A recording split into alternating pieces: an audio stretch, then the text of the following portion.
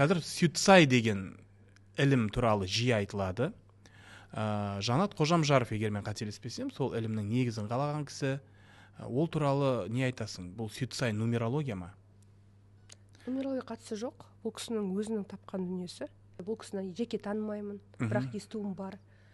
Себебі Инстаграм бәрімізде болғаннан кейін көресің, әртүрлі бір андай жиындар болып отырады. Бір ол кісі жүреді, бір сектанттарды жинап алған сияқты бір қызық сезім, бірақ енді дұрыс, енді адамның бір ол кісіге қарап тұрып, банағы адамдарды привлекать внимание дейді ғой. Назарын өзіне аудару. Қасиеті бар, болып тұр. Бірақ енді мен қолдай алмаймын деп айта алмаймын. Неге? Бұл маған бейтаныс дүние ғой.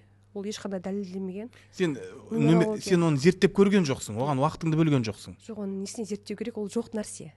Нумерология неге бар? Ол Пифагор, ол ежелгі банағы Мысырдан келе жатқан дүниелер, арабтар, Индиядан келе жатқан жалпы китайская философия.